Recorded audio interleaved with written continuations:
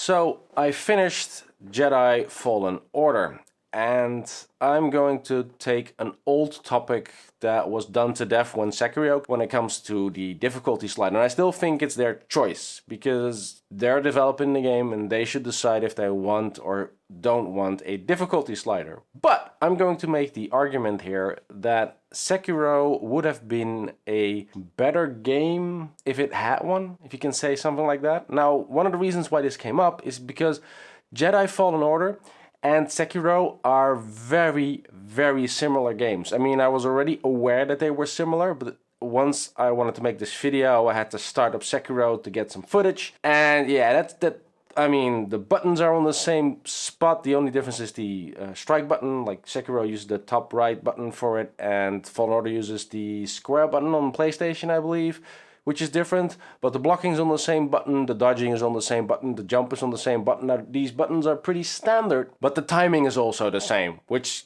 really makes me argue that the people that were making this Fallen Order game were playing Sekiro while playtesting if their timings were right. The only difference between these two games, next to their feudal setting and the futuristic space travel stuff, is the fact that Fallen Order has a difficulty slider, and I think they did, well, one would say, a very well done difficulty slider. It adjusts the timing, so you have more time to do your parries to make them count. It adjusts the damage that you take, so you get to make more mistakes, and it adjusts the aggressively, and that means that if there's a lot of enemies around you that you aren't constantly trying to block, you get some time to think and breathe, and I think that is a brilliant move on Respawn's side, because it meant that you can really adjust the game to the player. I mean, they have a story mode in there, and that basically means that nobody cares that you're walking around. You can just like walk around people almost. And you got so much timing that if you block, you can like read a comic and wait a week and you can still get the parry in. So the story mode is really there for people that don't want to play a game but just want to watch the story. And I finished the game on Jedi Knight setting, and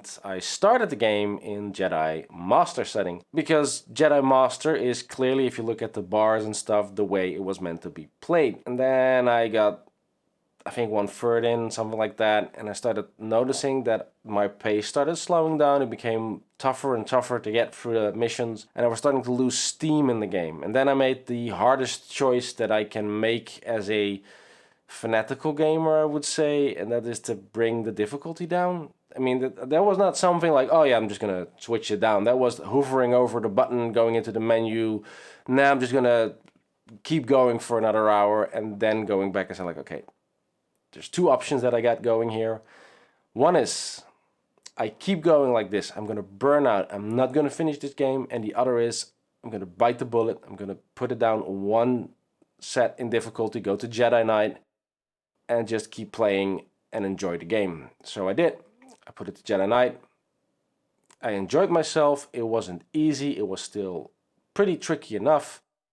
And my overall enjoyment went up. And this is where I was already going like, okay, I really need to do like this short video on this, because if Sekiro would have had that option, I might have finished the game. And not because I'm a bad gamer. I mean, I'm pretty sure I can finish Sekiro, but as someone who needs to work and has time, and I don't have weeks or months to get to the point where I have the muscle memory to finish Sekiro. And that is a bit where it rubs in, because one, I'm going from one game to the next, so even if I would take the time over a longer stretch, new games come out and I have to make choices. Am I only going to play Sekiro? I mean, I like the game, but not that much. I mean, I want to touch new games. I mean, I really wanted to finish Final Fantasy VII, things like that. But the funny thing is that then I finished Star Wars Fallen Order, and the moment I finished it, the first thing that I wanted to do was start a new game in Jedi Master and try again, because I wanted to see if I had grown, and I did. I'm going through it in Jedi Master now with like faster speed than I was going through it as a Jedi Knight setting. And it feels wonderful. It's great. I feel like I'm finishing the game the way it was intended by the creators. I'm having fun. I'm having fun the first round. I'm having fun the second round. And that's the point where I'm really going like, yeah, the difficulty slider is like a huge discussion, but I don't think it would be bad. You would think like at what costs, and I thought about that. So for me, the cost would be that the rush isn't there. I don't have the same rush as I have with bosses in Bloodborne or Sekiro, where when I finish, I'm just going like, yes, I made it. But that's of course only the bosses that were hard, because the bosses that are easy in Sekiro or that I just could take, and same for Bloodborne or anywhere just that felt like it was easier, I just didn't get that rush. So it's very personal and dependent how much work is in there. I think that the biggest loss might be community. I mean, the Souls games are known for their get good community, which doesn't mean that they think you're a loser, but they mean like, come on, you can do this. You can work your way up. That community is really about, everybody getting through it, and I don't think that's as much there as Fallen Order, though I didn't check the Reddit forums to see if it was there, and I'm pretty sure there are some tips and tricks out there to help people. And I don't think it's the biggest loss because, well, most people are not part of that community, but if you're part of that community, sorry people, it's my opinion.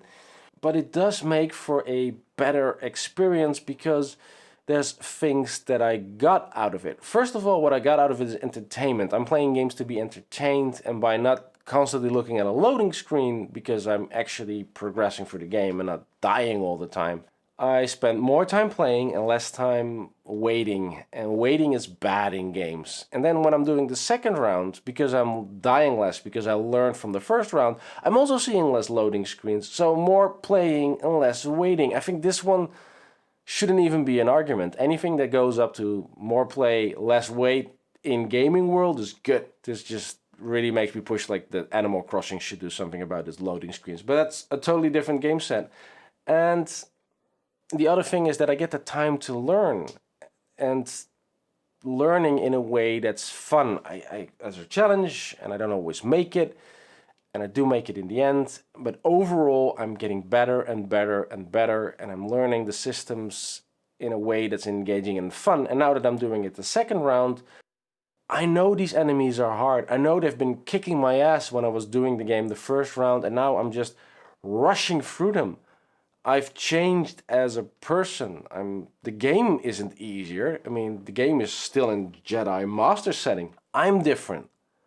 I've upgraded in Fallen Order, and this is one of the reasons I enjoy playing games, because you learn a skill set and you can reapply it. I mean, the last time I felt like this was I was playing Ninja Gaiden, which is like the first time I went through it, there was like these brown ninjas, and they cost me like hours to be able to deal with them, and just like actively avoiding them. And then the second time I went through the game, and I don't have the skill sets and I don't have the stuff, and there's 3 ninjas coming on, and it's like that, and they're all flat. That feels amazing.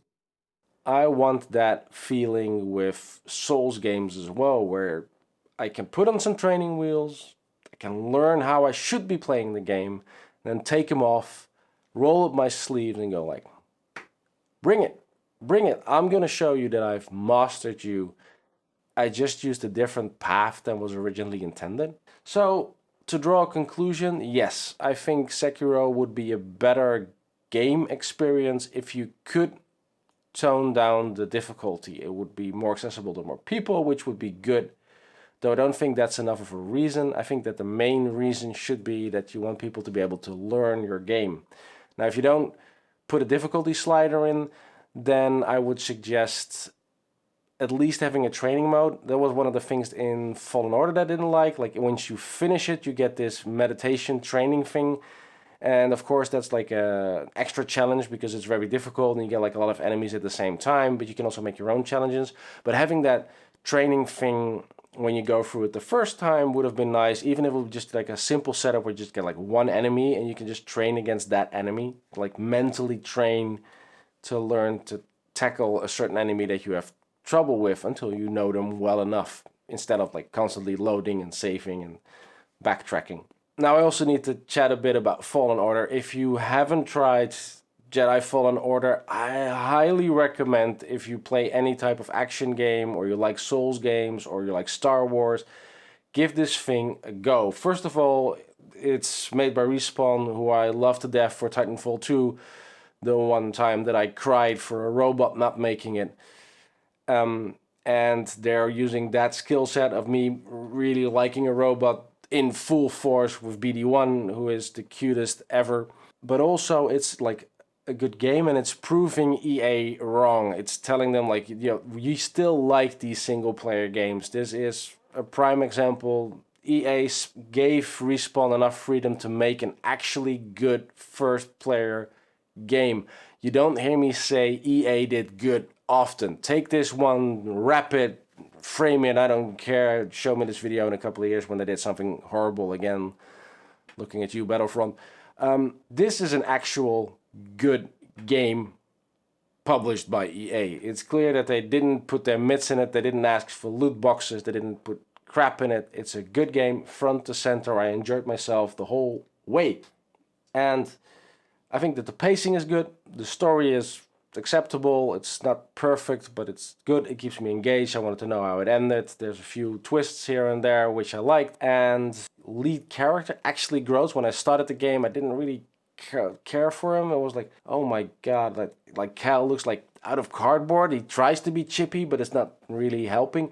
And then you get like through the game, and then while you get through the game, he just grows as a person, and that really made it. Like, if I look at him now, I don't see the scrapper that he was when he started. I see the Jedi that he becomes throughout the game, and I feel the same way. I felt that I had this growth curve in it, where I just couldn't handle anything, and then at the end of the game, I was taking on stormtroopers like it was nobody's business, enemies in between, people shooting at me, dodging. It really made me feel like a Jedi. And let's face it, if you make a game that's called Jedi Fallen Order, feeling like a Jedi should be part of it. And it doesn't feel as contrived as Unleashed, where I just like, you get all these powers very quickly and it's easy. I have to work for it here. I became the Jedi, not the thing on screen, because when I play the game again and I don't have all my superpowers, I still kick ass, because the part that I learned to be a Jedi, at least in this game. And I think the other magic thing is that it made me want to pick up Sekiro again. Yeah, that's something Sekiro didn't manage, like, to make me feel like I wanted to pick it up again. But now that I've played Fallen Order, like, I'm first gonna finish the Jedi Master bit, and I think that once that's done, I'm probably just gonna try a new game in Sekiro and see, how I've grown as a person, try all these enemies again, and maybe actually finish that game now.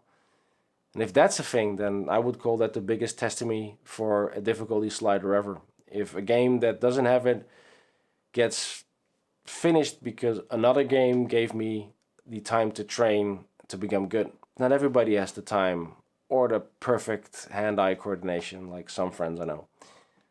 That was it. Laters.